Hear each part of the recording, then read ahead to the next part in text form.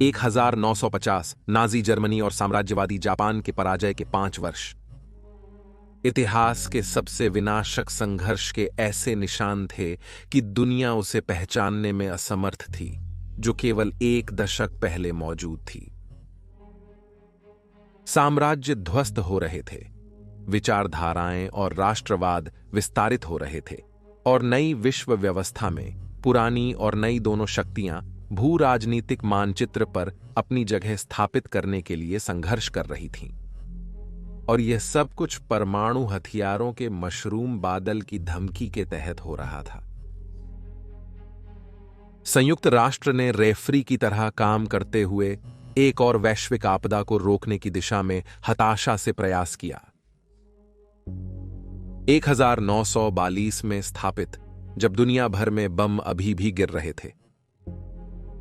वैश्विक घटनाओं में अभी भी अपेक्षाकृत नया कारक संयुक्त राष्ट्र को पहली बार अपनी स्थिति की परीक्षा करनी पड़ेगी।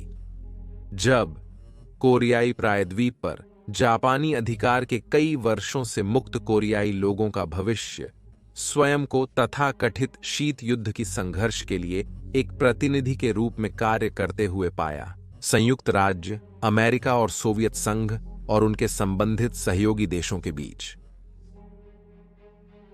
38वें समानांतर के अनुसार 2 भागों में विभाजित पश्चिमी दक्षिण के पक्ष में विजय या कम्युनिस्ट उत्तर, जो वॉशिंगटन या मॉस्को में अपने संबंधित लाभकारकों के लिए एक प्रहार करते हैं, अपने विरोधियों के क्षेत्र में शक्ति का विस्तार रोकते हैं और संभवतः दुनिया के अन्य स्थानों पर घटनाओं को अपने पक्ष में प्रभावित करते हैं। यह कोरियाई युद्ध की कहानी है, जहां सुपर पावरों ने वैश्विक प्रभुत्व के लिए अपनी लड़ाई शुरू की और पीछे एक विभाजित भूमि छोड़ दी, और अब तक परमाणु हथियारों की धमकी के तहत जी रहा है। परंतु पहले मुझे खुशी है कि वॉर थंडर हमारे वीडियो को पुनः प्रायोजित कर रहा है। वॉर थंडर मानव निर्मित वाहन युद्ध गेम्स में से एक सबसे व्यापक है, अद्भुत विवरण के साथ, जिसका अर्थ है कि आपको वास्तविक लीन युद्ध अनुभव मिलता है। आप 2000 से अधिक टैंक, विमान, हेलीकॉप्टर और जहाजों के साथ रोमांचक पीवीपी युद्धों में खेल सकते हैं, और यह पीसी, प्लेस्टेशन और एक्सबॉक्स पर मुफ्त में उपलब्ध है। पीसी पर खेलने के शौकीन हैं तो गेम प्ले का कोई हिस्सा नहीं छूटेगा।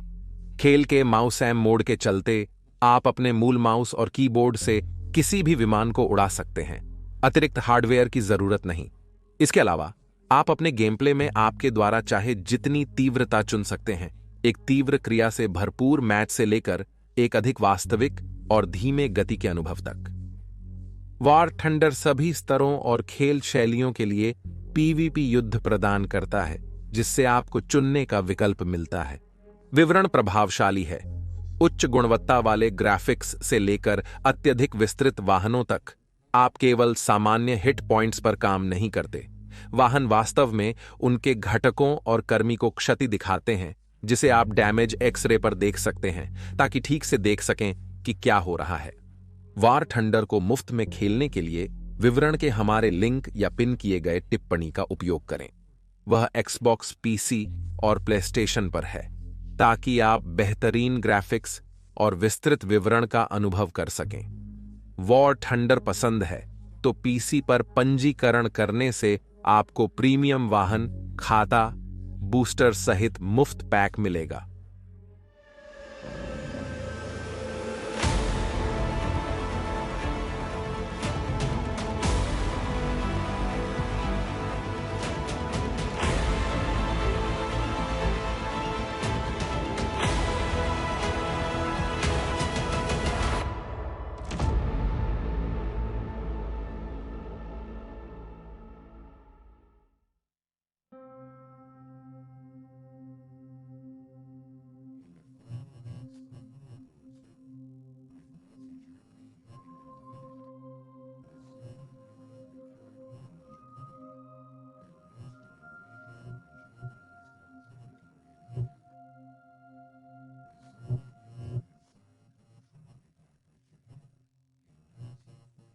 जिसे द्वितीय विश्व युद्ध के अधिकांश समय दोनों पक्षों ने पालन किया।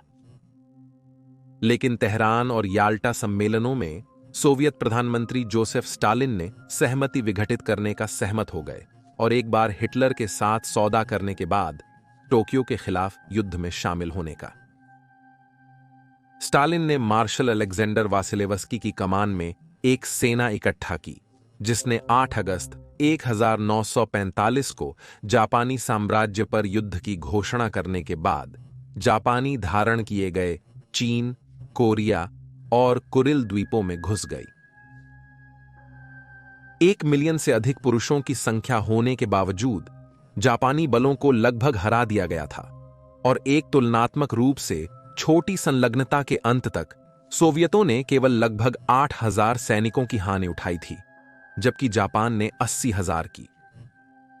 सोवियत संघर्ष के साथ ही हिरोशिमा और नागासाकी पर परमाणु बम गिराने के साथ जापानी सम्राट हिरोहितो को 15 अगस्त को आत्मसमर्पण करने के लिए मजबूर किया गया, जिससे द्वितीय विश्व युद्ध का अंत हुआ। युद्ध समाप्त करने के साथ साथ जापानी समर्पण ने कोरियाई प्रायद्वीप के जापानी कब्जे के 35 वर्षों को भी समाप्त कर दिया और अब जापानी सैनिकों के वापसी का आयोजन करने की आवश्यकता थी ताकि कोरिया स्वतंत्र हो सके। सोवियत सेनाएं पहले से उत्तर में थीं और हरे हुए जापानियों को घर जाने के लिए यूएस सेनाएं दक्षिण भेजी गईं। यह सुनिश्चित करने के लिए कि किसी भी सहयोगी राष्ट्र की सेनाओं को एक दूसरे पर अनजाने में आग नहीं लगाना पड़े, यह तय किया गया कि 30/8वें समानांतर रेखा उनके बीच की सीमा के रूप में कार्य करेगी, जिससे प्रायद्वीप और उसके लोगों को 2 भागों में काट दिया गया। सोवियत प्रभाव के तहत उत्तरी हिस्सा तेजी से कम्युनिस्ट शैली की सरकार को अपना लिया, जबकि दक्षिण में सरकार का नेतृत्व पश्चिमी समर्थक तानाशाह सिंगमन री द्वारा किया गया था। समस्याग्रस्त रूप से दोनों सरकारों को विश्वास था कि वे पूरे कोरिया के यथार्थ शासक हैं और उनके समर्थकों के साथ जल्दी ही दुनिया भर में, जैसे कि 1954 का बर्लिन संकट, यह स्पष्ट था कि ना मॉस्को ना ही वॉशिंगटन कोरिया का पूर्ण नियंत्रण रखने देगा। और इस प्रकार 15 अगस्त 1954 को पश्चिमी समर्थक दक्षिणी हिस्सा कोरिया का गणतंत्र या सीधे कहें तो दक्षिण कोरिया बन गया, जबकि प्रतिक्रिया में मॉस्को ने 9 सितंबर को लोकतांत्रिक जनता के गणतंत्र कोरिया या उत्तर कोरिया के निर्माण का समर्थन किया। फिर भी इन दोनों राष्ट्रों के निर्माण के बावजूद, जिनमें प्रत्येक की अलग पहचान थी, यह भावना थी कि कोरियाई परिवार को विदेशी प्रभाव से तोड़ दिया गया था और दोनों पक्ष अपने खुद के पूरी तरह विपरीत विचारधाराओं और सहयोगियों के तहत संगठन के लिए दबाव बनाए रखते थे। उत्तरी सीमा और चीन पर लंबे समय तक चलने वाले गृह युद्ध में कम्युनिस्ट की जीत के साथ ताइवान के द्वीप पर बचे हुए राष्ट्रवादियों को छोड़कर नए लोगों के गणतंत्र चीन के नेताओं ने एक विदेश नीति अपनाई जो सक्रिय रूप से दुनिया भर में कम्युनिस्ट क्रांतियों को बढ़ावा देती थी, जैसे कि संयुक्त राज्य अमेरिका के विरुद्ध, जिसे इसने नई पश्चिमी साम्राज्यवादी शक्ति माना जो अपना प्रभाव एशिया पर जमा रही थी। उत्तर कोरियाई नेता किम इल संग ने स्टालिन से याचना की कि वह नई सरकार और सैन्य उपकरण प्रदान करें ताकि उत्तर कोरिया दक्षिण को आक्रमण कर और त्वरित विजय प्राप्त कर सके, संयुक्त राज्य अमेरिका और उसके सहयोगी की प्रतिक्रिया से पहले। स्टालिन शुरू में हिचकिचाते थे, लेकिन अंततः लाल सेना के विशाल युद्धकालीन भंडारों से टैंक और विमान आपूर्ति करने के लिए सहमत हो गए। इनमें बड़ी संख्या में उत्कृष्ट T-34, T-34 85 मध्यम टैंक और इल्यूशन IL-10 भूमि हमला विमान शामिल थे। इस सहायता ने स्टालिन को किम इल संग पर काफी प्रभाव दिलाया, जिसने उत्तर कोरियाई नेता को अपनी महत्वाकांक्षी योजना को कई बार स्थगित करने के लिए मजबूर किया, जब तक स्टालिन सोचता नहीं था कि उत्तर कोरियाई सेना तैयार है। इस दौरान दक्षिण में कम्युनिस्ट विद्रोह शुरू होने लगे, प्रारंभ में उत्तर के प्रभाव के बिना, लेकिन फिर किम इल संघ की सरकार द्वारा सक्रिय रूप से प्रोत्साहित। दक्षिण कोरिया और अमेरिकी सेनाओं ने इन विद्रोहों को अधिकांशतः दबाने में सफलता प्राप्त की, लेकिन किम इल संघ ने यह माना कि एक बार हमला शुरू हो जाने पर यह दक्षिण कोरियाई सरकार के खिलाफ सामूहिक विद्रोहों को प्रोत्साहित करेगा। इससे सोवियत संघ का पतन हुआ। अंत में अप्रैल 1950 में स्टालिन ने किम इल संघ को हमला शुरू करने के लिए अपनी आशीर्वाद दिया।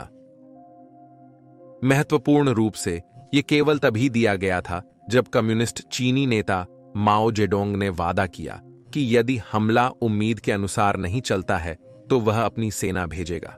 जैसा कि सोवियत नेता ने साफ कर दिया, उन्होंने सोवियत सेना को खुलेआम नहीं भेजने का फैसला किया, जानते हुए कि यह संभावना है कि इससे उनके और संयुक्त राज्य अमेरिका के बीच तीसरी विश्व युद्ध की शुरुआत हो सकती है, एक युद्ध जिसमें लगभग निश्चित रूप से परमाणु हथियार शामिल होते।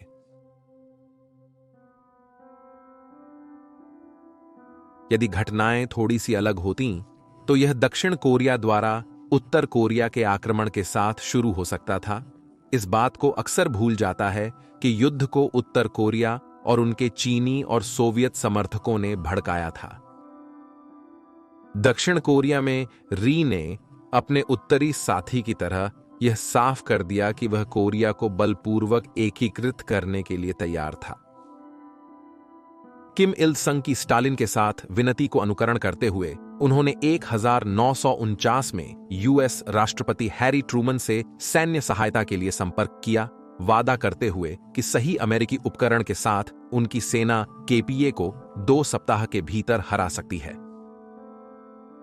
ट्रूमन की प्रशासनिक टीम दक्षिण की सुरक्षा में समर्पित थी, लेकिन वह साम्यवादियों को उकसाने वाली किसी भी कार्रवाई के विरुद्ध थी। स्टालिन और उसके सहयोगियों को नियंत्रित करने की नीति को मान्यता देते हुए। सच्चाई यह थी कि यूएस ने कोरिया को साम्यवादियों से लड़ने के व्यापक क्षेत्र में एक रणनीतिक रूप से तुच्छ क्षेत्र के रूप में देखा। और 12 जनवरी 1950 को यूएस विदेश मंत्री डीन एचेसन ने क्षेत्रीय सुरक्षा के बारे में एक भाषण दिया, जिसने प्रभावी रूप से प्रायद्वीप की अनदेखी की, जिससे कुछ लोगों ने निष्कर्ष निकाला कि यूएस फिलीपींस की सुरक्षा करने या सहयोगी अधिकृत जापान को सुरक्षित करने के लिए दक्षिण कोरिया को समर्पित करने के लिए तैयार था।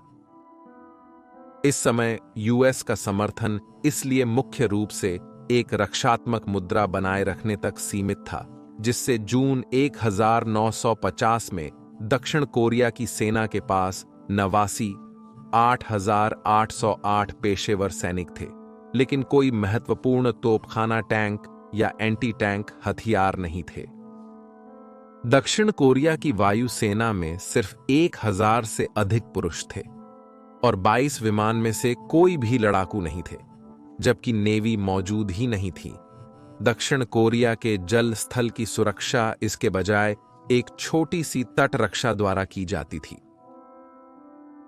उत्तर से उनका सामना 1,30,000 केपीए सैनिकों की प्रारंभिक टोली से हो रहा था, जो T-30-85 टैंकों के साथ ही अन्य हथियारों, राइफल से लेकर तोपों तक से सुसज्जित थे, उत्साही थे और अधिकारियों और एनसीओज द्वारा नेतृत्व किया गया था, जिन्होंने पहले ही चीनी साम्यवादियों के खिलाफ जापान के खिलाफ लड़ाई में युद्ध अनुभव प्राप्त किया था, और चीनी राष्ट्रवादियों। इसके अलावा उन्हें 3,000 से अधिक सोवियत सलाहकारों द्वारा समर्थन मिला, जो अपने महत्वपूर्ण अनुभव को आर्मर्ड युद्ध में साझा कर रहे थे, और T-34 का उपयोग, हालांकि उन्हें स्वयं लड़ाई में भाग लेने से सख्ती से मना किया गया था। 1950 के जून 25 की भोर में स्टालिन और माओ की आशीर्वाद के साथ किम इल संग ने दक्षिण पर हमला किया। एक तीव्र तोपखाना हमला युद्ध की शुरुआत करता है, जिसके तहत 1 लाख उत्तर कोरियाई सैनिक 38वें समरेखा को पार करते हैं। लगभग तुरंत ही दक्षिण कोरियाई सेना को लड़ते हुए हटने का सामना करना पड़ा। वे साम्यवादी लहर को रोकने में असमर्थ थे। पिछले महीनों में चेतावनी के बावजूद संग्राम से दुनिया हैरान रह गई और प्रारंभिक हमले के कुछ घंटों के भीतर संयुक्त राष्ट्र ने एक आपात बैठक बुलाई।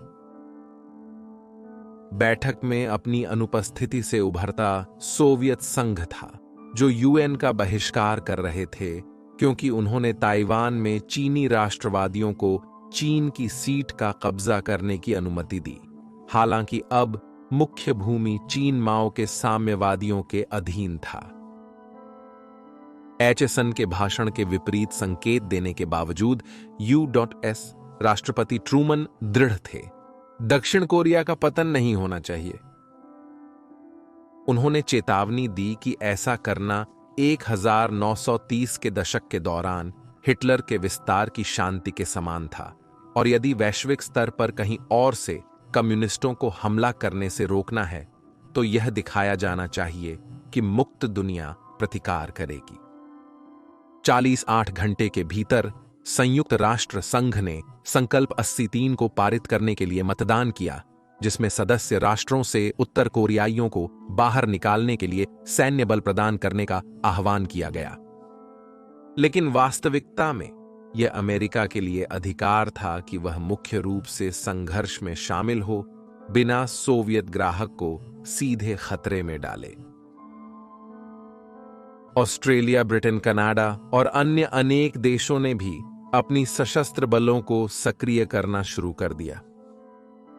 लेकिन इस बीच केपीए ने तेजी से दक्षिण की ओर आगे बढ़ना जारी रखा और संकल्प पास होने के अगले दिन उन्होंने दक्षिण कोरिया की राजधानी सियोल को कब्जा कर लिया, जिससे री को अपनी सरकार को पुसान के और दक्षिण में स्थानांतरित करना पड़ा। जैसे ही जुलाई आई, वैसे ही प्रारंभिक संयुक्त राष्ट्र बल भी आ गए, जिनकी कमान प्रसिद्ध अमेरिकी जनरल डगलस मैकार्थर को सौंपी गई, जिन्हें उनकी युद्ध नीति और आक्रामक प्रकृति के लिए कई लोग प्रशंसा करते थे, जबकि कई अन्य उन्हें एक यश के भूखे अहंकारी मानते थे, जो एक मेगलोमैनियाक होने की सीमा पर थे। मैकार्थर को एक घरेलू नाम माना जाता था, जिसने अमेरिकी जनता और उससे परे विश्वास को प्रेरित किया कि कोरिया में स्थिति को पलटा जा सकता है। 3 जुलाई को U.S नेवी कैरियर विमानों ने वायु युद्ध शुरू किया, जबकि पहली अमेरिकी भूमि इकाई ने युद्ध में प्रवेश किया। टास्क फोर्स स्मिथ था, जिसे जापान में अमेरिकी कब्जा बलों के तत्वों से इकट्ठा किया गया था। उन्होंने ओसन के उत्तर में एक पहाड़ी पर खुदाई की, जिससे उन्हें आसपास के क्षेत्र का एक शानदार दृश्य मिला। 5 जुलाई की सुबह 07:30 बजे उन्होंने देखा कि केपीए के उनकी ओर आने वाले उनके उन्नत तत्वों को, जिसमें कई T-34 शामिल थे, 4000 यार्ड की दूरी पर अमेरिकी लोगों ने अपने हाउट्जर्स के साथ खुलकर आग लगाई, और उन्हें पता चला कि T-34 की कठिनाई के लिए प्रशंसा योग्य थी, क्योंकि कई गोलियां टैंक के झुके हुए कवच से रिकॉचेट हो गईं। 2.5 घंटे की लड़ाई के बाद अमेरिकी लोगों ने 2 T-34 को नष्ट कर दिया और 2 अन्य को क्षतिग्रस्त कर दिया, लेकिन इसने उन्हें उनके पूरे एंटी टैंक गोलियों की स्टॉक लगभग खत्म कर दी थी। और भी बुरी बात यह है, उत्तर कोरियाई सहायक सेनाएं पहुंच गईं। T-34 ने हाउट्जर्स की स्थिति को पार कर दिया, जिससे यूएस पैदल सेना को पीछे हटना पड़ा। दिन के अंत तक 60 अमेरिकी मर चुके थे, 21 घायल हो गए थे और 83 को पकड़ लिया गया था। मैकार्थर को कार्यबल भेजने पर आलोचना हुई। उचित हथियार के बिना आने वाले सप्ताहों में अधिक संयुक्त राष्ट्र सैनिक शामिल होने लगे, जबकि ट्रूमन अमेरिकी उद्योग का पुनर्गठन करने लगे, युद्ध का समर्थन करने के लिए, हालांकि द्वितीय विश्व युद्ध की तुलना में बहुत छोटे स्तर पर। दोनों पक्षों द्वारा मैदान में लाई जा रही अधिकांश उपकरण द्वितीय विश्व युद्ध के समय की थी, विशेष रूप से हवाई जहाजों में, जहां अमेरिकी कमांडर अपने नए अधिक उन्नत जेट विमानों को तैनात करने के प्रति सतर्क थे। यदि वे दुर्घटनाग्रस्त होते और उत्तर कोरियाइयों के हाथों में चले जाते, जो निश्चित रूप से उन्हें अपने सोवियत मित्रों को देंगे उनके रहस्य जानने के लिए। जमीन पर शर्मन टैंक अभी भी प्रमुख था। यूएस और कनाडियन बलों का युद्ध रथ वाहन, हालांकि उनके सुधारित AM4 A3 E8 संस्करण में, हालांकि नए टैंक जल्दी ही झगड़े में फेंक दिए गए। संयुक्त राज्य अमेरिका के बाद ब्रिटेन ने सबसे अधिक संख्या में सैनिकों की आपूर्ति की और ये ब्रिटिश कॉमनवेल्थ आवासन बल के सदस्यों के साथ सेवा करते थे, जो शुरुआती अमेरिकी इकाइयों की तरह जापान से स्थानांतरित किए गए थे और जिनके सदस्य ऑस्ट्रेलिया, कनाडा, भारत और न्यूजीलैंड से आए थे। अगस्त और नवंबर के बीच उनकी संख्या बहुत बढ़ गई, जबकि वे पुसान के आसपास साउथ कोरियाई धरती को मजबूत कर रहे थे, जबकि रॉयल नेवी और रॉयल ऑस्ट्रेलियन नेवी दोनों ने वायु सहायता प्रदान करने के लिए विमानवाहक पोत प्रदान किए। फिर भी संयुक्त राष्ट्र की सेनाओं के प्रवेश के बावजूद उत्तर कोरियाई ने री की शेष बलों के चारों ओर अंतर को कम करना जारी रखा। अमेरिकी वायु शक्ति भी उनकी आगे बढ़ने को रोकने में असमर्थ थी। प्रारंभिक संघर्षों के दौरान संयुक्त राष्ट्रीय सेना को अमेरिकी वायुसेना से मिलने वाले सहयोग के खराब स्तर से बढ़ती चिंता हो रही थी, जो कि वे द्वितीय विश्व युद्ध में प्राप्त कर चुके थे। उस संघर्ष के अंत और कोरिया में लड़ाई शुरू होने के बीच अमेरिकी वायुसेना ने सेना से अपनी स्वतंत्रता प्राप्त की।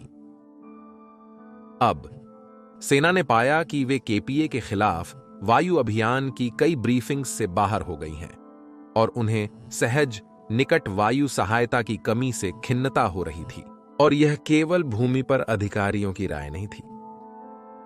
British world war 2 Spitfire S Johnny Johnson ने संयुक्त राज्य वायुसेना के साथ मार्टिन B-26 मारोडर्स उड़ाने का दौरा किया और उन्होंने भी टिप्पणी की कि उन महत्वपूर्ण प्रारंभिक दिनों में सेवाओं के बीच सहयोग खराब था।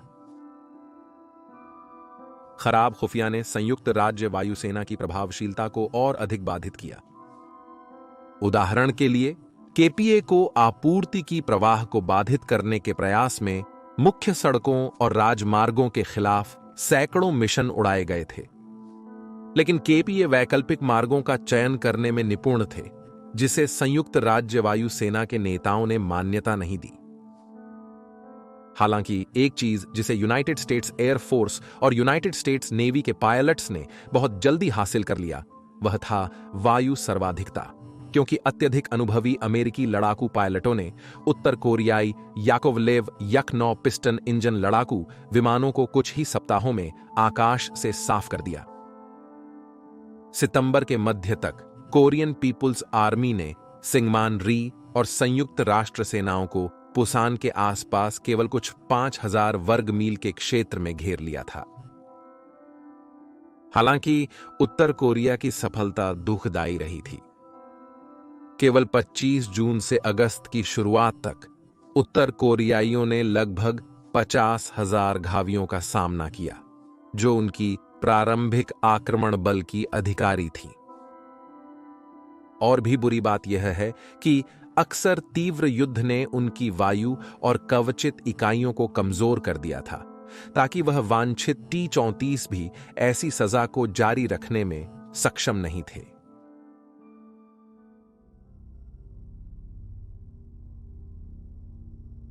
मैकार्थर को खुद को एक दुविधा का सामना करना पड़ा।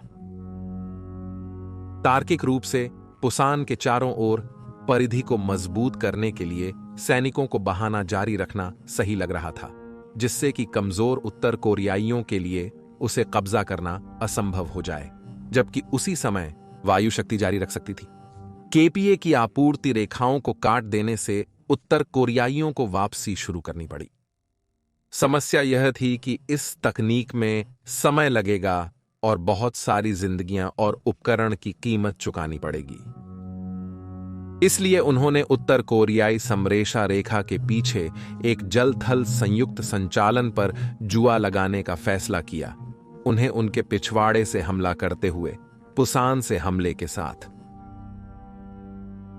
मैकार्थर ऐसी संचालनों की योजना बनाने और चलाने में निपुण थे जिन्होंने जापान के खिलाफ प्रशांत महासागर में द्वीप कूदी अभियान के दौरान यूएनएस बलों का नेतृत्व किया था। अगर कोई एक आदमी इसे कर सकता था तो वह वही था।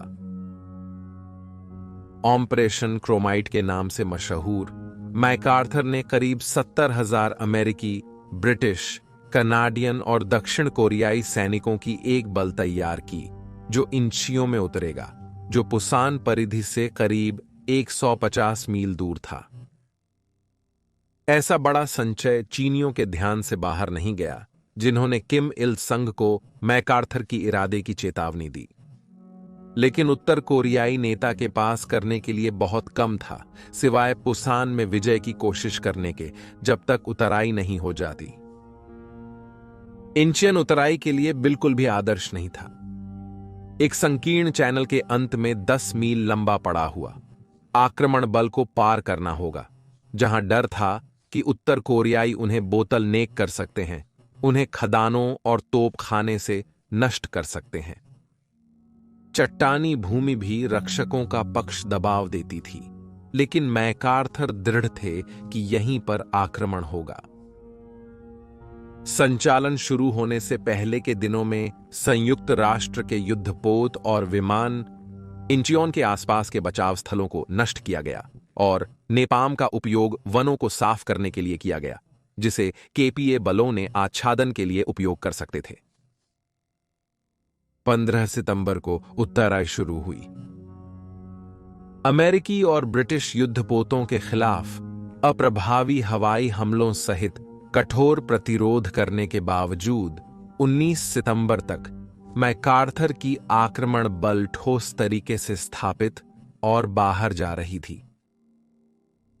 अपनी प्रगति का लाभ उठाते हुए पुसान परिधि के भीतर की संयुक्त राष्ट्र बलों ने भी अपना हमला शुरू किया।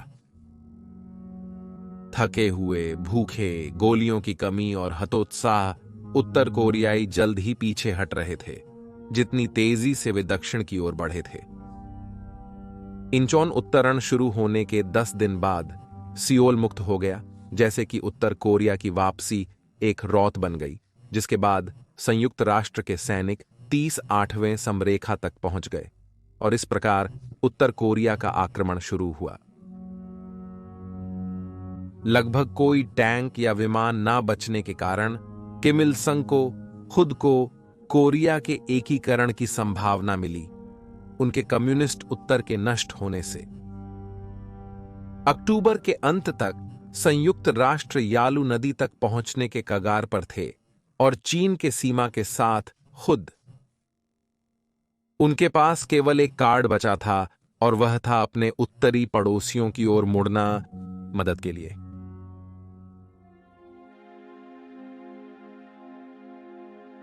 यूएस सैनिकों के चीन की जनवादी गणराज्य की ओर बढ़ने की संभावना ने माओ जेडोंग को बहुत चिंतित कर दिया, क्योंकि उन्होंने संयुक्त राज्यों को, जो ताइवान में राष्ट्रवादियों का समर्थन करते रहे, अपने देश की सबसे बड़ी धमकी माना। माओ को स्टालिन के 1950 के फरवरी के वादे से कुछ हद तक आश्वस्ति मिली। यदि यूएस ने चीन पर हमला किया तो सोवियत सैनिक मदद करने आएंगे। हालांकि कम्युनिस्टों के लिए कोरिया में बिगड़ती स्थिति के संबंध में स्टालिन अभी भी सोवियत सैनिकों को भेजने के प्रति उत्साहित नहीं थे। उन्हें डर था कि यह परमाणु तीसरे विश्व युद्ध की शुरुआत कर देगा। समझौते के रूप में इसलिए उन्होंने वादा किया कि अगर माओ अपनी खुद की सेनाओं को किम इल सुंग का समर्थन करने के लिए भेजते हैं तो वह माओ की सेनाओं को तकनीकी विसंगति को संभालने में मदद करने के लिए सामग्री और तकनीकी सहायता प्रदान करेगा। माओ सेना और संयुक्त राष्ट्र के बीच इस प्रमाण की युद्ध 1950 के अंत में माओ के लिए अंतिम चीज थी। मुख्य भूमि के लिए लड़ाई में उनकी कम्युनिस्ट पार्टी की जीत के बावजूद उन्हें अभी भी ताइवान में सरकार के समर्थन में सबोटाज करने वाले राष्ट्रवादी समूहों का सामना करना पड़ रहा था, जो स्वयं राजनीतिक विचारधारा के चलते युद्ध के अगले चरण की तैयारी कर रहे थे। उन्हें डर था कि उत्तर कोरिया में अमेरिकी विजय चीन में क्रांति विरोधी भावनाओं को बढ़ा सकती है और क्षेत्र में राष्ट्रवादी स्थिति को मजबूत कर सकती है।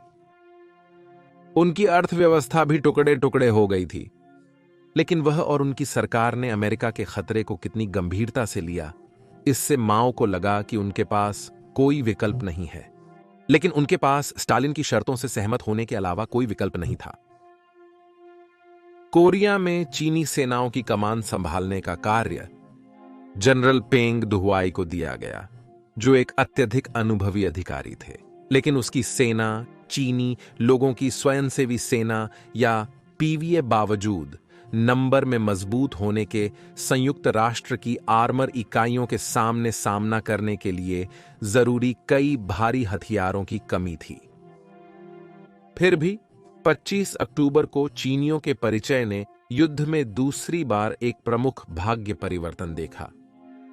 कम्युनिस्ट पार्टी फिर से संयुक्त राष्ट्र और दक्षिण कोरियाई बलों का पीछा कर रही थी, क्योंकि वे अब दक्षिण की ओर 38वें समानांतर की ओर वापस हटने शुरू कर दिए थे। इस बीच यूनाइटेड स्टेट्स और यूनाइटेड नेशंस वायुसेनाएं उत्तर कोरिया के खिलाफ अपने अभियान को जारी रखती रहीं, उम्मीद में कि वे कम्युनिस्ट आगे बढ़ने को धीमा कर सकें। लेकिन उन्हें असभ्य झटका मिलने वाला था।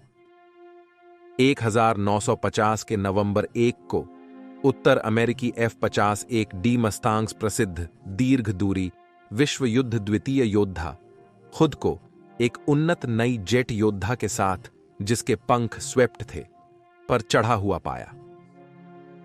यह मिकोयान गुरेविच माइगी 15 जेट योद्धा का परिचय था, जो स्टालिन के तकनीकी सहायता का हिस्सा था चीन के लिए।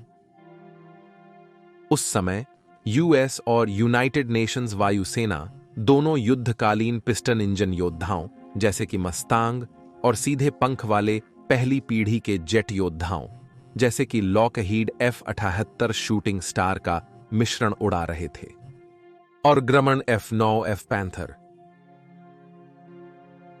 नाजी जर्मन अनुसंधान से लाभान्वित होकर और विडंबना स्वरूप सोवियत संघ को मित्रता के टोकन के रूप में उपहारित ब्रिटिश जेट प्रौद्योगिकी स्विफ्ट विंग माइजी 15 आसानी से इन विमानों को बाहर कर दिया और हवा के नियंत्रण को छीनने की धमकी दी। यूएन पायलटों को सबसे अधिक चौंकाने वाली बात यह थी कि उत्तर कोरियाई और चीनी ने मिजी 15 को कितना अच्छी तरह से उड़ाया, जिससे यह सही मान्यता उत्पन्न हुई कि वे वास्तव में सोवियत संघ के खिलाफ लड़ रहे थे। स्टालिन ने अपने सबसे अनुभवी पायलटों को कम्युनिस्ट मित्रों की प्रशिक्षा के लिए भेजा था। जब भी यूनाइटेड नेशंस वायु शक्ति कम्युनिस्ट प्रदेश पर जाती थी, वे उससे संवाद करते थे। हालांकि उन्हें सख्त निर्देश दिए गए थे कि वे कभी भी यूएन साबरसंदीथांतेसंसा पर आधारित प्रदेश के ऊपर उड़ने के लिए न जाएं, क्योंकि उन्हें डर था कि वे पकड़े जाएंगे और यह खुलासा होगा कि सोवियत वास्तव में किसी क्षमता में युद्ध में लड़ रहे थे। स्टालिन की संकोच के बावजूद अमेरिकी बॉम्बर क्रू फिर से द्वितीय विश्व युद्ध के समय के विमान उड़ाते हुए, जैसे कि बोइंग B-29 सुपर फोर्ट्रेस, इस नए फाइटर द्वारा बर्बरता की जाएगी, जिसने अपने अत्यधिक भारी हथियारों के साथ उन्हें काट दिया, जिसमें एक दंडनीय 30-7 मिमी तोप शामिल थी। इसने संयुक्त राज्य वायुसेना को MiG-15 का सामना करने के लिए अपने स्वयं के स्विफ्ट विंग फाइटर को विरोधाभासपूर्ण रूप से तैनात करने के लिए मजबूर किया। हाल ही में डिलीवर किए गए उत्तरी अमेरिकी F-800 छह सेबर और दोनों प्रकार के बीच आने वाले युद्ध विमानन इतिहास की धाराओं में लगभग प्रसिद्ध स्थिति में उत्कृष्ट हो जाएंगे। साथ ही साथ मिग को एक घरेलू नाम बनाते हुए अगले कई दशकों के लिए संयुक्त राज्य अमेरिका में कम्युनिस्ट वायु शक्ति का प्रतिनिधित्व करते हुए।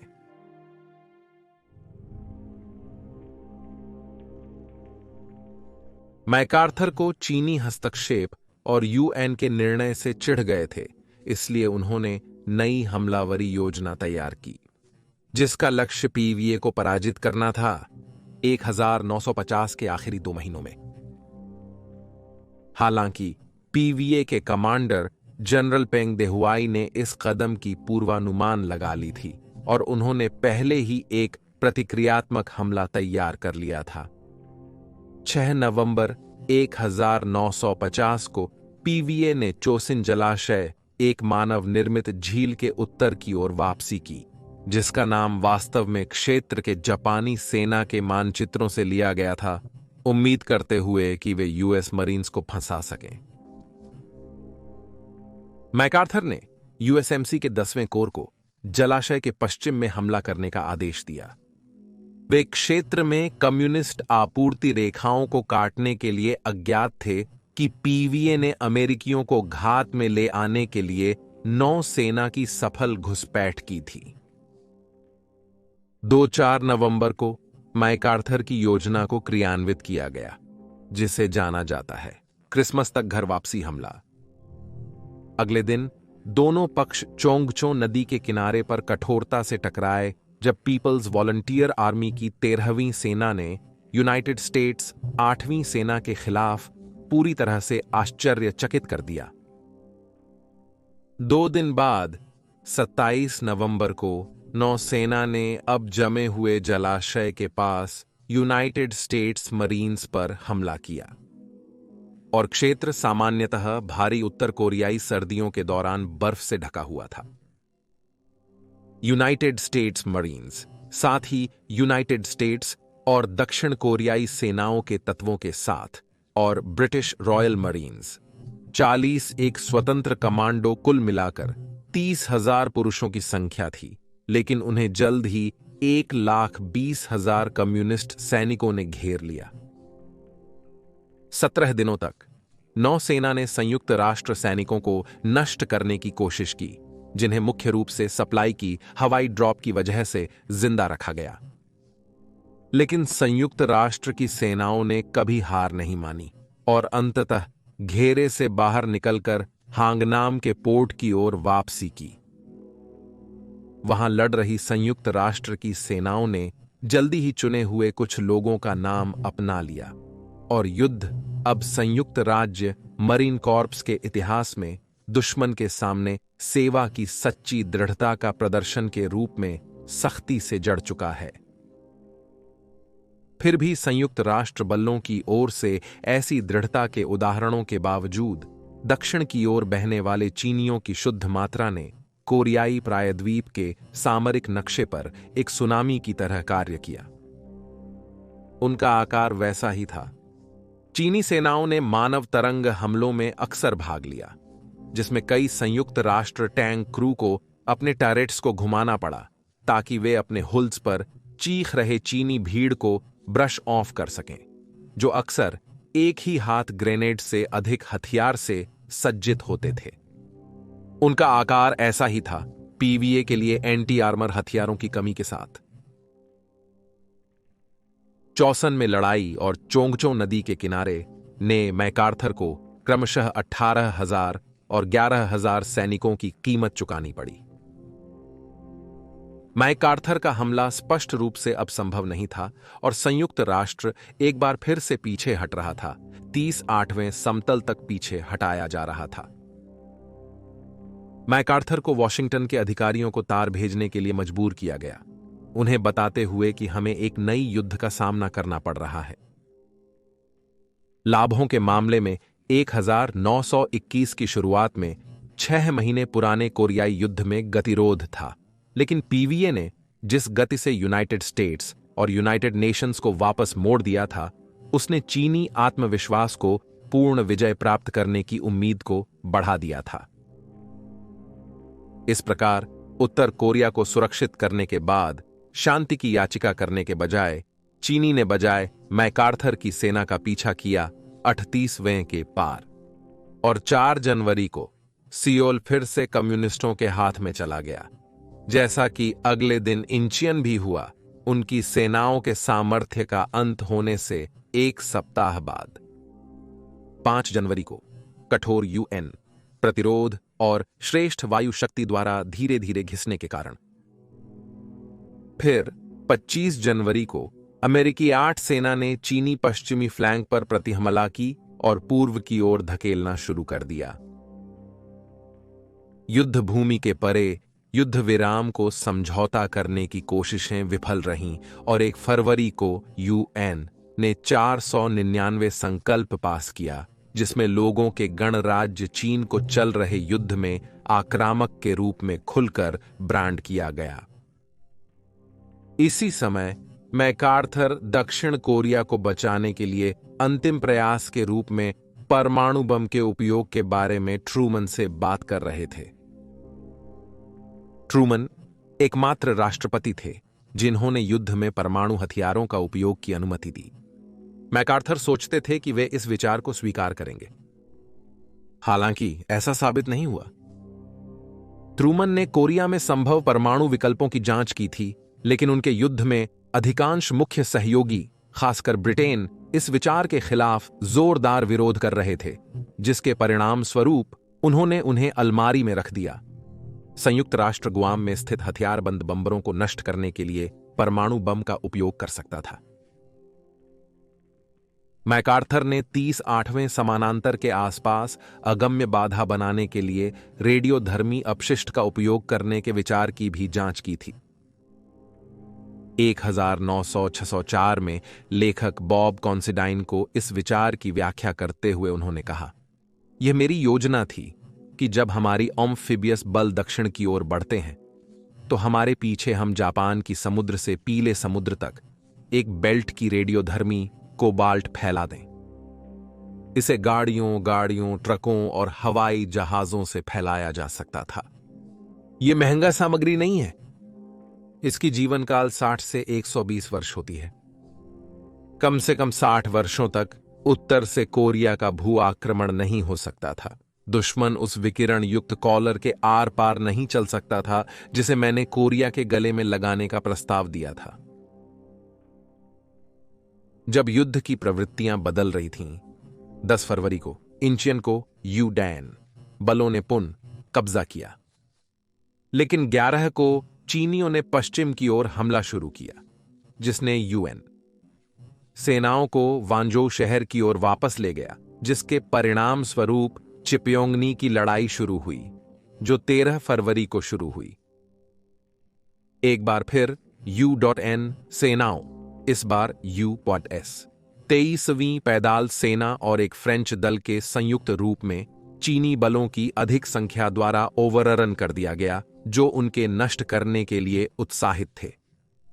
लेकिन भारी हवाई और तोपखाना हमले निर्णायक सिद्ध हुए और इसका परिणाम स्वरूप केवल 51 UN सैनिकों के लिए लगभग 2000 PVA मरे गए। यह युद्ध दक्षिण कोरिया के चीनी आक्रमण के लिए उच्च जल संकेत था और जो महीने आगे होने वाले थे उसमें प्राय द्वीप के लिए लड़ाई दोनों पक्षों के बीच एक रक्तरंजित धकेलने में बदल जाएगी। यूनाइटेड नेशंस वायु शक्ति ने उत्तर कोरिया को नष्ट किया, जबकि दक्षिण कोरिया की संरचना ने संघर्ष का समर्थन किया।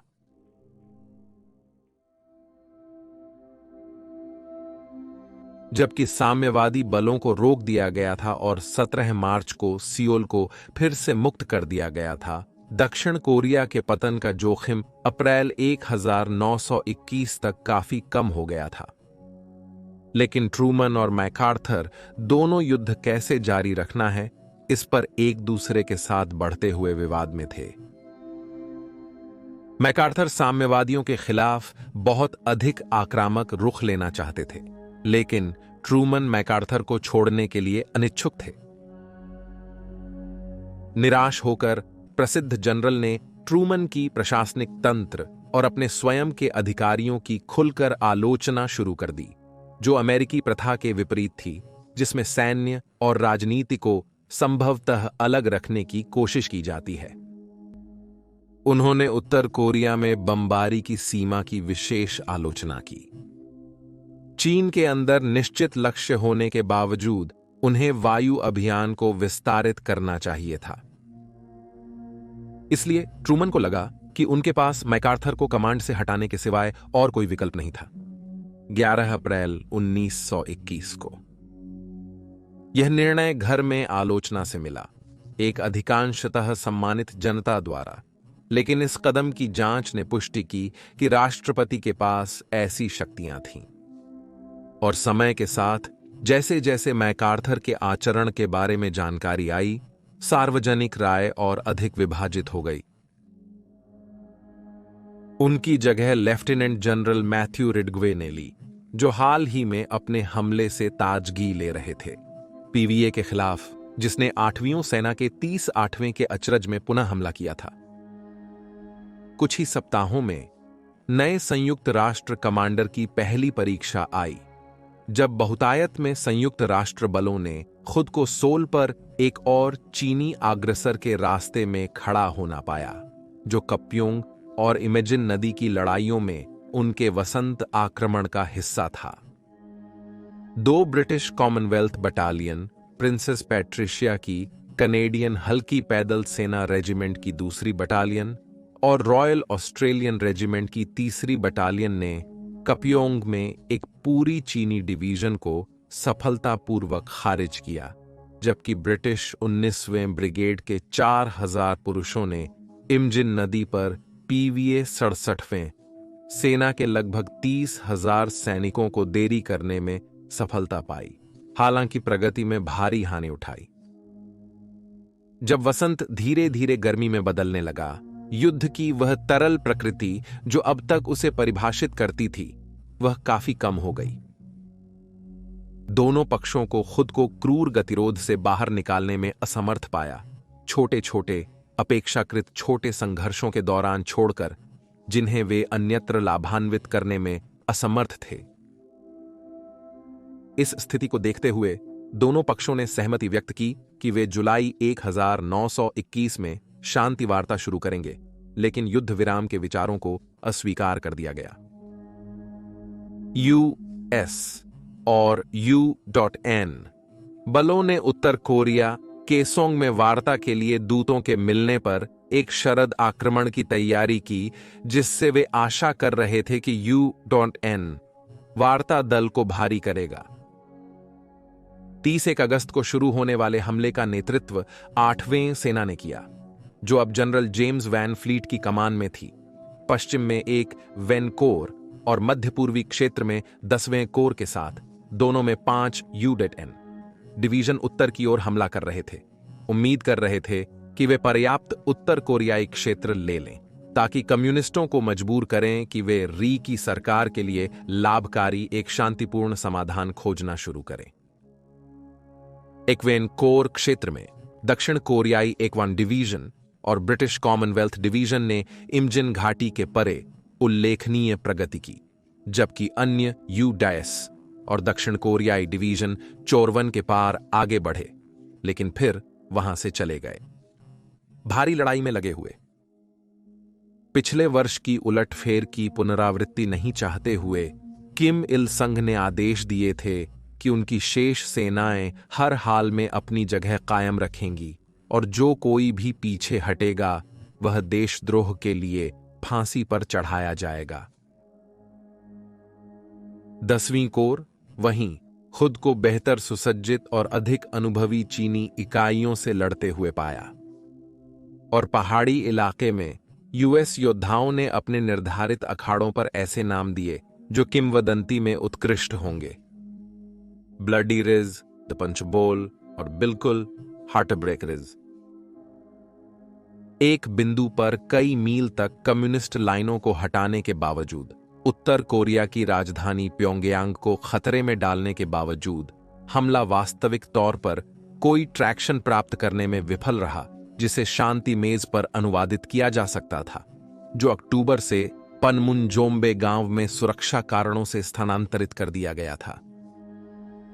उल्टा चीनी और उत्तर कोरियाई ने अपनी रक्षा को सफल माना, हालांकि 1 लाख से अधिक घायल हुए, जबकि संयुक्त राष्ट्र की सेनाओं में 60,000 थे।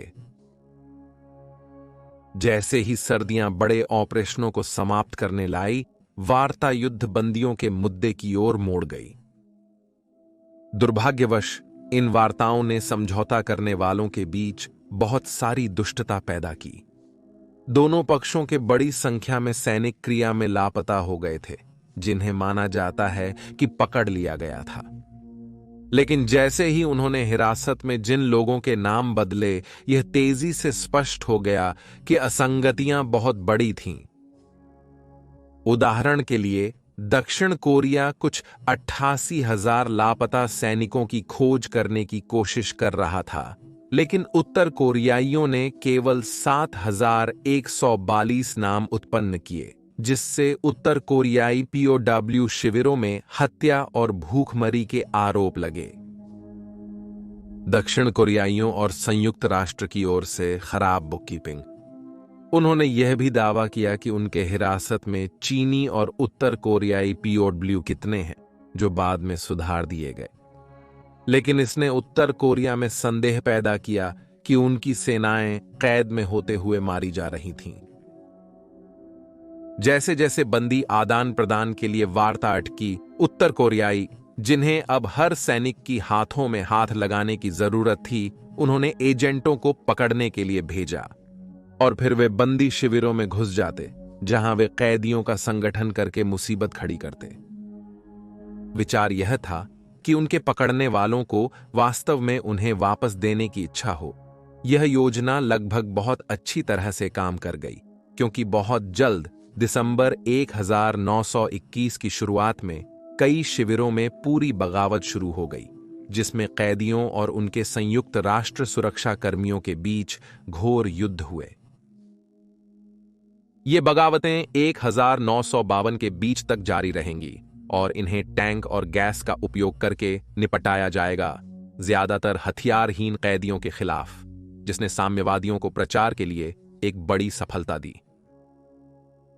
सामने की लाइन से दूर यूएस सेना दक्षिण में साम्यवादी विद्रोह से भी जूझ रही थी, जिसे केपीए के सदस्यों द्वारा भड़काया गया था, जो यूएन के उनकी मुख्य सेना को वापस धकेलने के रूप में पीछे रहने का निर्णय करते थे, और री की सेना द्वारा अक्सर उपयोग की जाने वाली कठोर तकनीकें और उन्हें दबाने में सुरक्षा बलों ने अनेक नागरिकों को क्रॉस फायर में फंसा देखा, चाहे वो अनजाने में ही क्यों ना हो। 1921 के फरवरी में 11वें डिवीजन की दक्षिण कोरियाई सेना ने 705 और 719 नागरिकों का नरसंहार किया। सांचोंग, हामयांग और गोचोंग नरसंहार के दौरान उन लोगों को जिन्हें मारा गया था, उन्हें कम्युनिस्ट सहायक माना गया, और इसमें बच्चे और वृद्ध शामिल थे। ऐसी हत्याओं ने री सरकार के लिए असंतोष उत्पन्न किया और कम्युनिस्ट भर्ती में सहायता की।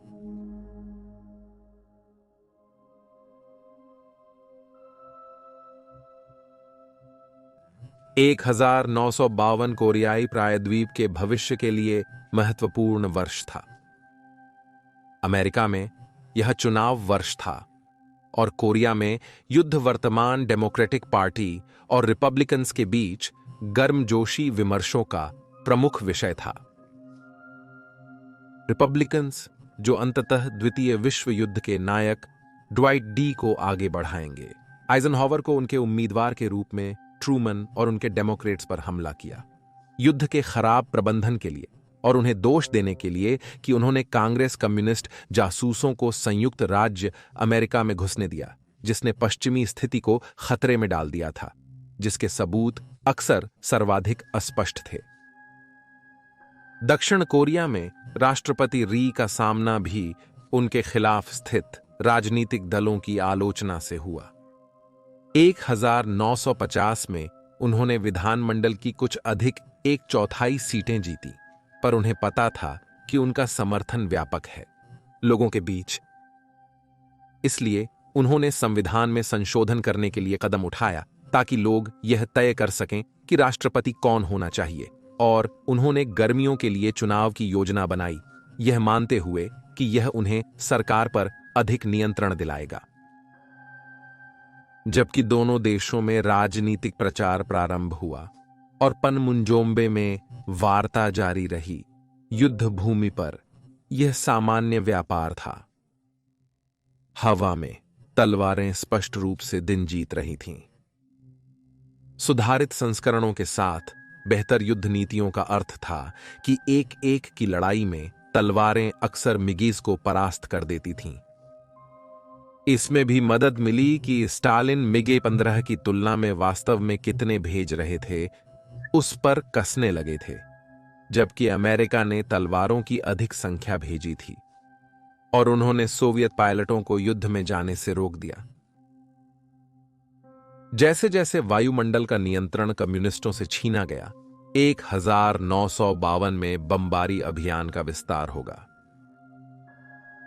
पहले अमेरिका और संयुक्त राष्ट्र के विमानों ने उत्तर कोरियाई शहरों और सैन्य स्थापनाओं पर हमलों को प्राथमिकता दी, जो द्वितीय विश्व युद्ध के सफल संयुक्त विमान अभियानों की गूंज उत्पन्न करती थी, जिसने कई उत्तर कोरियाई शहरों को राख और मलबे में बदल दिया।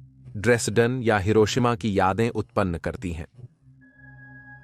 अब हालांकि बमबारी में यालू नदी के किनारे स्थित बिजली घर और बांध शामिल होंगे, जिससे उत्तर कोरिया भर में रोजमर्रा की जिंदगी में गंभीर बाधा होगी और व्यापक बाढ़ होगी। अंततः फसलों के लिए बांध समर्थन सिंचाई प्रणाली भी निशाने पर ली गई, जिसने किम इल संग की शासन प्रणाली में सिर्फ व्यापक बाधा ही नहीं पैदा की, बल्कि उत्तर कोरियाई लोगों के लिए व्यापक पीड़ा भी पैदा की। युद्ध के लिए एक नई विमान की परिपक्वता कोरियाई युद्ध के दौरान हुई थी। हेलीकॉप्टर का संक्षिप्त डेब्यू दिनांक द्वितीय विश्व युद्ध के दौरान हुआ था, लेकिन उपयोग के हिसाब से यह मूल रूप से एक उड़ती हुई मोटरसाइकिल के समान था। अब 1950 तक हेलीकॉप्टरों की प्रदर्शन क्षमता और जटिलता दोनों में वृद्धि हुई थी, और जबकि भूमि पर कई कमांडर अभी भी अपनी आशंकाएं रखते थे, वे धीरे धीरे सैन्य ढांचे के भीतर अपनी उपयोगिता निर्माण कर रहे थे, लॉजिस्टिक समर्थन प्रदान करते हुए, घायलों का स्थानांतरण और कुछ अवसरों पर सीमित आगबाजी भी प्रदान करते हुए। शायद सबसे प्रतीकात्मक हेलीकॉप्टर कोरियाई युद्ध का बेल H-13SU था, जिसे हिट टीवी श्रृंखला मैश के प्रारंभिक क्रेडिट्स में शामिल होने से प्रसिद्ध किया गया, जिसने संघर्ष के दौरान एक समूह यूएस सेना के डॉक्टर्स और नर्सों के अनुभव का मजाक उड़ाया। एक कीट की तरह दिखने वाला हेलीकॉप्टर मूल रूप से निरीक्षण भूमिका में उपयोग किया गया था, जो दुश्मन की चालों पर नजर रखने में मदद करता था, जो युद्ध के प्रारंभिक अधिक तरल चरणों के दौरान विशेष रूप से महत्वपूर्ण था, इससे पहले कि यह विभिन्न अन्य भूमिकाओं को अपनाने लगा, जिसमें बाहरी रूप से माउंट किए गए स्ट्रेचर पर घायल सैनिकों को ले जाना शामिल था। लेकिन जबकि H-13 हेलीकॉप्टरों की पहली पीढ़ी का प्रतिनिधित्व करता था, पहले से ही U-1S बलों को एक विमान के प्रारंभिक उदाहरण मिल रहे थे, जो नए विमान प्रकार की सच्ची उपयोगिता साबित करेगा। सिकोर्स्की H-19 चिकासो ने सैन्य हेलीकॉप्टरों के लिए मानक स्थापित किया। जब यूएस मरीन्स ने सितंबर 1921 में कोरिया में कई उदाहरणों को जल्दी से भेजा, तत्काल ही उन्होंने पंचबाउल, जिसे हेन बेसिन का नाम दिया गया था, में जमीन पर घेरे हुए सैनिकों के लिए सामग्री उड़ाना शुरू कर दिया। मरीन्स ने इस प्रकार का उपयोग भी किया था, जिसमें उन्होंने सैनिकों को दूरस्थ पहाड़ी स्थितियों पर बिना घने वन या गड़बड़ी दुश्मन बलों के माध्यम से अपने रास्ते को लड़ने के बिना स्थापित किया, साथ ही उन्हें निकाल दिया अगर उनकी स्थिति बहुत अधिक होने की बात कही गई, जो पहले किया नहीं जा सकता था। सामान्य निश्चित पंख विमान के साथ बिना उत्तीर्ण और उड़ान भरने के लिए एक बड़ी समतल जगह के H-19 कोरिया में इतना सफल था कि स्टालिन ने भी इसका ध्यान रखा और उन्होंने आदेश दिया कि उनके अपने इंजीनियर हेलीकॉप्टर की अवधारणा की नकल करें, लेकिन सोवियत जरूरतों के लिए एक बड़े पैमाने पर। परिणाम स्वरूप मिल में 14 बना और यह विमान 1950 की दशक में सोवियत सेना के हेलीकॉप्टर फ्लीट का मुख्य आधार बन गया। विडंबना यह थी कि सिकोर्स्की कंपनी, जो इस समय हेलीकॉप्टर डिजाइन में विश्व नेताओं में से एक थी, वह रूसी जन्मी इगोर सिकोर्स्की द्वारा स्थापित की गई थी जब उन्होंने अपनी मातृभूमि से भागा था, जो क्रांति के बाद में जिसने सोवियत संघ की सृष्टि की थी। वापस जमीन पर 1952 के दौरान युद्ध की रेखाएं दृढ़ता से स्थिर रहीं। हालांकि एक श्रृंखला के क्रूर और रक्तरंजित संघर्षों के बावजूद, जो लगभग निरंतर संघर्ष के गतिरोध को प्रतिष्ठापित कर रहे थे, वह था हिल ईरी के लिए युद्ध, जो 21 मार्च और 18 जुलाई के बीच हुआ, चोरवन के पास, पुरानी सीमा के उत्तर कोरियाई पक्ष पर। यहां यूएस और फिलिपीनों की सेनाओं ने पहाड़ी की रक्षा की, खोदी और कई बार फिर से कब्जा किया। 3 महीने की कठोर लड़ाई के दौरान पीवीए के साथ यूडिट-एन की सेनाओं ने अंतिम विजय सुनिश्चित की। लड़ाई के दौरान चीनी हानियां भयावह थीं।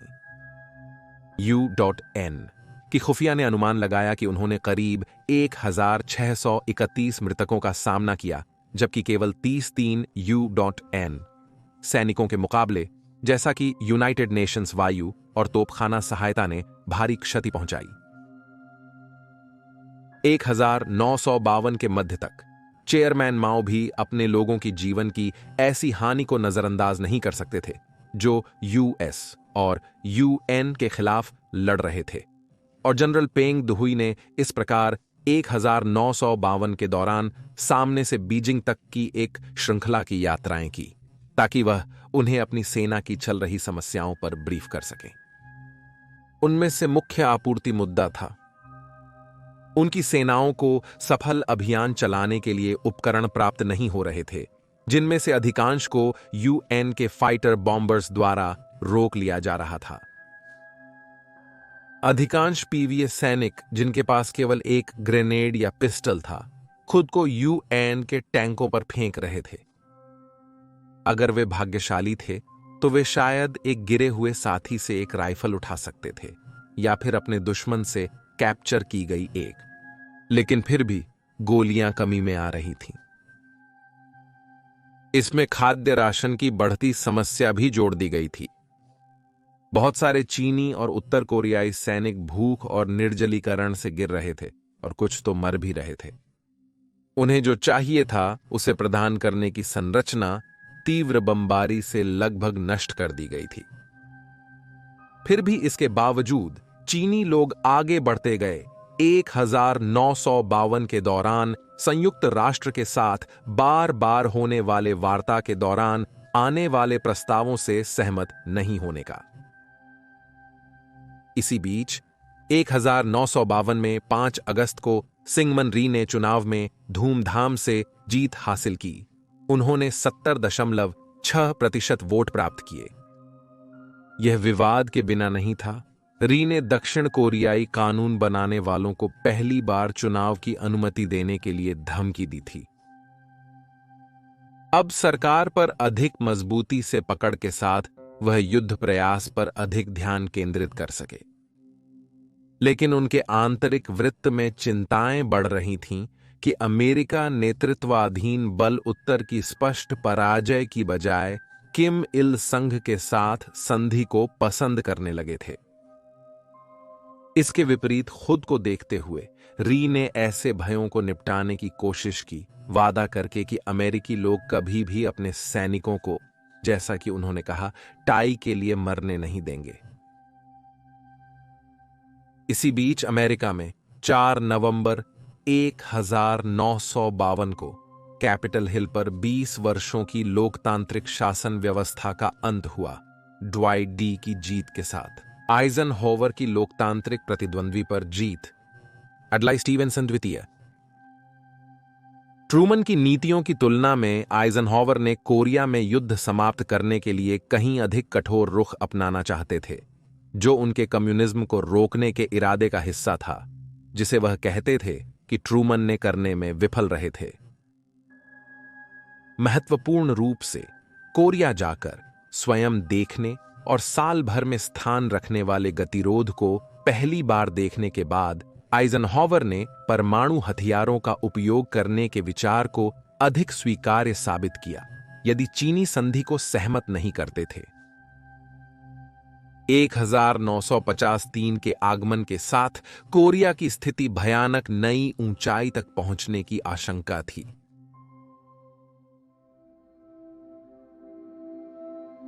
चुनाव जीतने के बाद, जिसे लोकप्रियता से आइक कहा जाता है, आइजनहॉवर ने 20 जनवरी 1953 को 34वें अमेरिकी राष्ट्रपति के रूप में औपचारिक रूप से कार्यभार संभाला और अब उसे कोरिया में युद्ध के बारे में वोटरों को कुछ सकारात्मक देना था, जैसा कि उसने वादा किया था। उन्होंने उम्मीद की थी कि वार्ता के दौरान बंदियों के आदान प्रदान का प्रश्न परिणाम उत्पन्न कर सकता है, लेकिन जल्दी ही अपने पूर्वज की तरह उन्हें निराशा हो गई जब ये अटक गए। जबकि भूमि पर स्थिति निरंतर ठहरी हुई रही, हालांकि साम्यवादियों पर भयानक आग्नेय शक्ति फेंकी जा रही थी, वह युद्ध जारी रखने की वित्तीय लागत के प्रति भी बढ़ती हुई चिंता महसूस करने लगे। हालांकि साम्यवाद के खिलाफ कठोर रेखा अपनाने के संबंध में उनकी नीति को देखते हुए उनके लिए कुछ बक्स बचाने के लिए दक्षिण कोरिया को त्यागने का विचार करना असंभव था। 11 फरवरी 1953 को आइजनहॉवर ने अपनी राष्ट्रीय सुरक्षा परिषद से मिला और उन्होंने अपनी नाराजगी व्यक्त की, स्पष्ट रूप से कहते हुए कि युद्ध को उसी तरह जारी रखने की अनुमति नहीं दी जा सकती थी। परमाणु बम अब तक यूनाइटेड स्टेट्स के आयुध भंडार में एकमात्र अतैनात चीज थी, इसलिए यूनाइटेड स्टेट्स सरकार के कई लोगों ने इसे तैनात करने के लिए आदेश देने के संकेत के रूप में लिया और यूनाइटेड स्टेट्स वायुसेना के साथ इसके उपयोग की योजना बनाना शुरू कर दिया। इसमें संभावित चीन के खिलाफ हमलों को भी शामिल किया गया था। हालांकि आइजनहॉवर यह अच्छी तरह से जानते थे कि कोरिया में बम का उपयोग राजनीतिक रूप से महंगा होने वाला था, क्योंकि उसकी पार्टी में सबसे अधिक एंटी कम्युनिस्टों में भी वे लोग थे जो इसके विरोध में थे। दी हुई संभावित व्यापक परिणामों को देखते हुए सोवियत संघ के साथ, जो अब एक बढ़ते हुए परमाणु शस्त्रागार का समर्थन कर रहे थे, इसलिए उन्होंने एक पीआर अभियान की योजना बनाई, ऐसे हथियारों का उपयोग करने की पाबंदी हटाने के लिए जिसमें पूरी तरह से पारंपरिक युद्ध के जारी रखने की लागत के बजाय वित्तीय लाभों को उजागर किया गया। हालांकि उन्हें आशा थी कि कभी भी उन्हें ऐसा आदेश देने की जरूरत नहीं पड़ेगी। उनका सबसे बड़ा उपलब्धि यह थी कि परमाणु हथियार बनाने की कोशिश चीन को गंभीरता स्वीकार करने और कम से कम युद्ध विराम स्वीकार करने के लिए उत्साहित करेगी। इस योजना को पूरी तरह से लागू होने से पहले सोवियत प्रधानमंत्री जोसेफ स्टालिन का 5 मार्च 1953 को निधन हो गया। रातों रात स्ट्रेटेजिक चित्र बदल गया, क्योंकि सोवियत स्टालिन द्वारा छोड़ी गई रिक्ति में अपनी राजनीतिक स्थिति के प्रति अधिक चिंतित हो गए और नाटो के साथ यूरोप में स्थिति।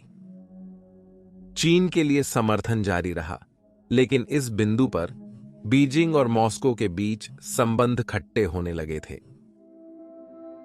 सीधे सोवियत हस्तक्षेप के साथ चीन के सहयोग की कमी से निराश और मॉस्को से युद्ध में बढ़ती हुई अरुचि की भावना, चीनी नेताओं को अपने सोवियत सहयोगी द्वारा धोखा दिया जा रहा था, देखते हुए कि उन्होंने पश्चिमी साम्राज्यवाद के विरोध में कोरिया में कितना रक्त बहाया था।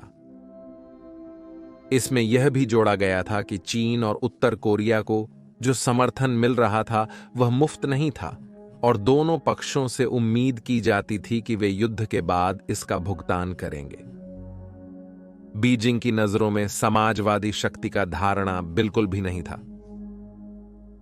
फिर भी शांति वार्ता अभी भी जारी रहते हुए चीनियों ने अपनी सामग्री का जितना संग्रह कर सकते थे वह सब कुछ इकट्ठा किया और 1953 की गर्मी में एक और हमला करने की कोशिश की, उम्मीद करते हुए कि वे गतिरोध को तोड़ सकें।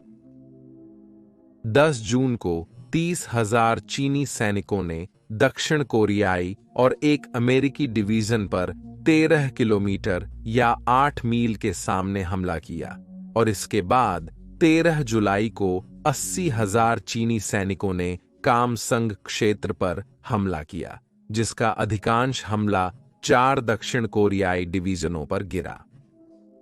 दोनों मामलों में चीनियों को संयुक्त राष्ट्र की रेखाओं में किए गए किसी भी आगे बढ़ने का लाभ नहीं मिला, जिसमें अमेरिकी आग्नेय शक्ति को उन पर लागू किया गया। इसमें उनके अंतिम हमले में चीनी हताहतों की संख्या 25,000 से अधिक थी, जिसमें 3 गुना अधिक घायल हुए। सोवियत संघ ने जुलाई 1953 तक लड़ाई को समाप्त करने के लिए दबाव बनाया। भारत द्वारा समझौता, एक युद्ध विराम प्रस्ताव रखा गया था, जिसमें उत्तर और दक्षिण कोरिया को विभाजित करने वाली रेखा देखी जाएगी। 38वें समानांतर की ओर प्रभावी रूप से वापसी। एक ओर नष्ट हुए उत्तर कोरिया और दूसरी ओर संघर्ष करने वाले सोवियत संघ के साथ चीन को लगा कि उसके पास भारतीय प्रस्ताव के आसपास गंभीर वार्ता करने के अलावा कोई विकल्प नहीं है। अंत में 27 जुलाई को केपीए और संयुक्त राष्ट्र ने एक युद्ध विराम साइन किया, लड़ाई को समाप्त घोषित करते हुए। हालांकि भविष्य के लिए महत्वपूर्ण है, युद्ध को समाप्त करने का कोई शांति संधि नहीं हुई, जिस पर 27 अप्रैल 2018 तक सहमति नहीं हुई। यह अभी भी विवादित है कि आइजेनहावर ने चीन के संबंध में परमाणु हथियारों के प्रति सीधी या अप्रत्यक्ष धमकी दी थी, और क्या यह एक उपकरणात्मक कारक था या नहीं, जिसने बीजिंग को युद्ध विराम से सहमत करने में मदद की। हालांकि माओ जेडोंग और वास्तव में विश्व जानते थे कि यहां तक कि 1950 में भी U-S नीति निर्माताओं और सैन्य नेताओं ने इसका उपयोग करने की चर्चा करना शुरू कर दी थी, जब युद्ध उनके खिलाफ मोड़ रहा था। इसके अलावा युद्ध विराम के बावजूद आइजेनहावर को अच्छी तरह से पता था कि स्थिति अभी भी तनावपूर्ण बनी हुई है, और इसलिए उन्होंने उत्तर कोरिया और चीन पर परमाणु बम का उपयोग करने की योजना बनाना जारी रखा। यदि संघर्ष फिर से होता,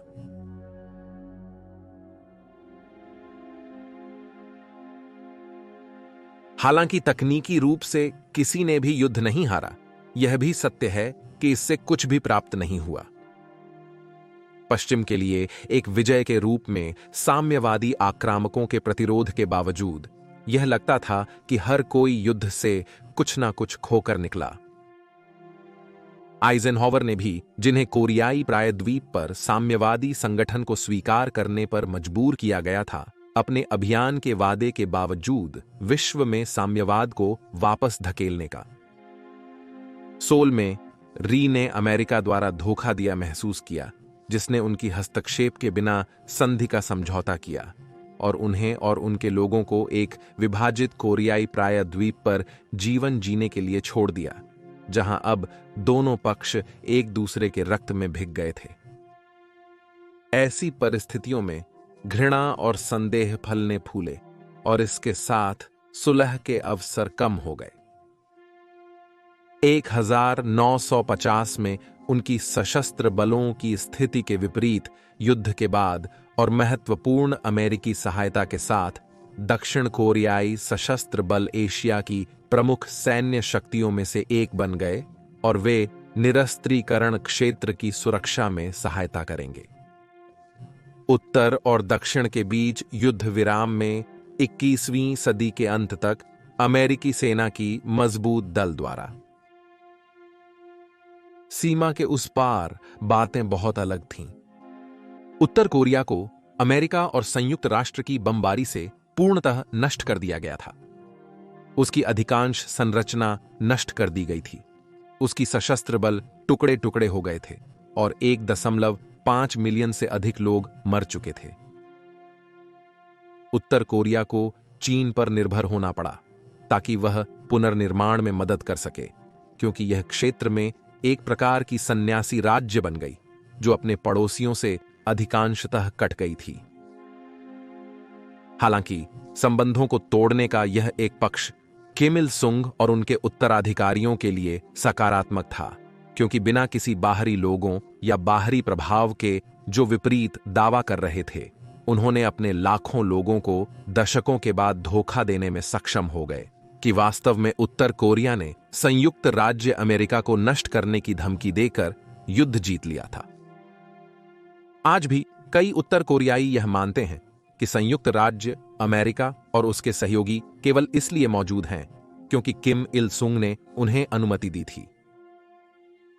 वहीं चीन ने युद्ध समाप्त किया, महसूस करते हुए कि सोवियत संघ ने उन्हें धोखा दिया है, और इसने दोनों के बीच संबंधों को ठंडा करने का कारण बना, जो अंततः 1957 में सिनो सोवियत विभाजन में परिणत हुआ, जिसके परिणाम स्वरूप दोनों कम्युनिस्ट शक्तियां एक दूसरे के खिलाफ सामना करने के साथ साथ पश्चिम के खिलाफ भी सामना करने लगीं, जिसने शीत युद्ध के तनाव को और बढ़ा दिया। इसने कई सैन्य युद्धों के साथ साथ दोनों के बीच कई सैन्य संघर्षों का मार्ग प्रशस्त किया, जिसने 1906-04 के बाद चीन के पास उनके स्वयं के परमाणु हथियार होने के साथ एशिया में परमाणु युद्ध की संभावना को काफी बढ़ा दिया। संघर्ष में मरे गए लोगों की संख्या के संबंध में कोरियाई युद्ध शायद शीत युद्ध के दौरान पश्चिमी लोकतंत्र और पूर्वी कम्युनिज्म के बीच के संघर्ष से जुड़े सबसे घातक एकल संघर्ष के रूप में दर्ज है।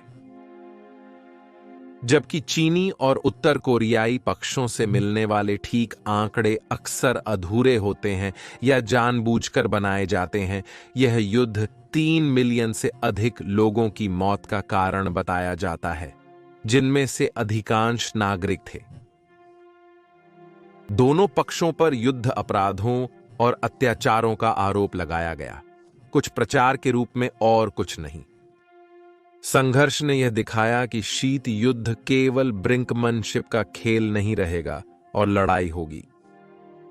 इसलिए यह वॉशिंगटन और मॉस्को के बीच लड़ाई के लिए अनुसरण करने वाले पैटर्न को सेट करता है। विश्व भर में अनेक प्रतिनिधि युद्धों में जहां एक पक्ष अपने सैनिकों को प्रदान करेगा जबकि दूसरा पक्ष अपने संबंधित पक्षों के लिए प्रशिक्षण और हथियार प्रदान करेगा। 1950 के दशक और 1960 के दशक में कोरिया महाशक्तियों के लिए एक कठोर चेतावनी बनी रही। हालांकि इसके महत्व के बावजूद इसे इतिहासकारों ने भूले हुए युद्ध के रूप में चिह्नित किया है, क्योंकि इसे उसके बाद आने वाले प्रतिनिधि युद्धों ने छाया। सबसे अधिक ध्यान देने योग्य वियतनाम में संघर्ष और सोवियत संघ के अफगानिस्तान पर हमला। जब कोई विजय नहीं मिली और कोरियाई प्रायद्वीप पर तनाव अभी भी उच्च है, शायद उत्तर कोरिया के 21वीं सदी में अपने परमाणु हथियार होने के कारण अधिक कोरियाई युद्ध व्यापक जनता के लिए एक अप्रिय विषय प्रतीत होता है, जो एक ऐसे युद्ध की याद नहीं करना चाहते हैं जिसने कुछ हासिल नहीं किया खून के अलावा।